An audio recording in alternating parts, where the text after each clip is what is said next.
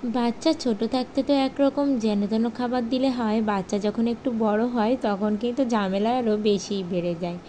নমস্কার বন্ধুরা, বাচ্চাদের খাবার রেসিপির আরও একটু নতুন পর্বে সবাইকে স্বাগতম জানিয়ে আজ নিয়ে চলে এসেছি হাই প্রোটিনযুক্ত সুস্বাদু এবং মজার মাছ দিয়ে মোমোর রেসিপি।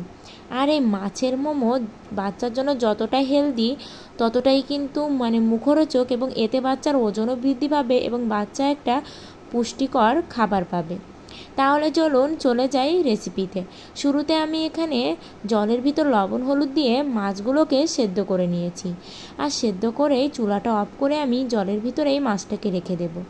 তারপর এদিকে আমি ময়দাতে ময়াম দিয়ে নেব। এই ময়দার ভিতরে এখানে আপনারা আটাও নিতে পারেন। এর ভিতরে আমি দিয়ে দিলাম একটু খাবার তেল আর লবণ।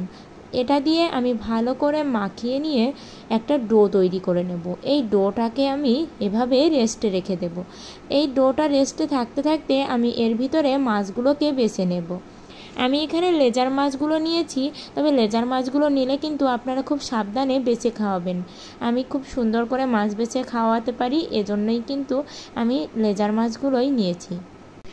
মাছগুলো বেছে নিয়ে আমি এই মাছের ভিতরে দিয়ে দেব পেঁয়াজ বাটা, রসুন বাটা, জিরা বাটা, আদা বাটা, আর সাথে দেব লেবুর রস, আর দিয়ে দেব স্বাদ অনুযায়ী লবণ, আর অল্প পরিমাণে শুকনো লঙ্কার গুঁড়ো। যেহেতু বাচ্চাদের খাবার, বেশি তো ঝাল দেওয়া যাবে না, আর আমার বাচ্চা যেহেতু ঝাল খেতে পারে তাই কিন্তু আমি এখানে অল্প পরিমাণে ঝালটা দিচ্ছি। আপনারা চাইলে ঝালটা স্কিপ করেও যেতে পারেন।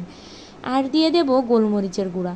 আর যদি কাঁচা এভাবে মাছের ডোটা তৈরি করতে না চান তাহলে কিন্তু আপনারা এই মশলা দিয়ে মাছটাকে ভালো করে কষিয়ে ভেজেও নিতে পারেন। ভেজে নিলে মোমোর একটা স্বাদ, আর এভাবে কাঁচা দিলে মোমোর আরেকটা স্বাদ আসবে। কিন্তু আপনাদের যেটা খুশি আপনারা সেভাবেই বাচ্চাদেরকে খাওয়াতে পারেন, তবে এই কাঁচাটা না বাচ্চাদের জন্য বেশি হেলদি।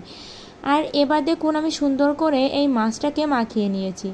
এবার আমি যে ময়দাটাকে ডো করে রেখেছিলাম সেটাকে ঠিক এভাবেই রুটির মতো বানিয়ে তার ভিতরে এই পুরটা দিয়ে এভাবে বিভিন্ন শেপ তৈরি করে নেব। আর তারপর এদিকে আমি জল গরম করতে দেব, তার উপরে দিয়ে দেব এই যে আমার এটা রাইস কুকারের পাতিল, আর ওর উপরেই আমি এই মোমোগুলো সব সাজিয়ে দেব। আর যেটাকে বলা হয় ভাপানো, নিচে জল দিয়েছি, এই জলে কিন্তু এই মোমোটা খুব ভালো করে ভাপিয়ে নেব, এবং এর ভিতরের এই খাবারটাও পুরো সেদ্ধ হয়ে যাবে, মাছের পুরটা।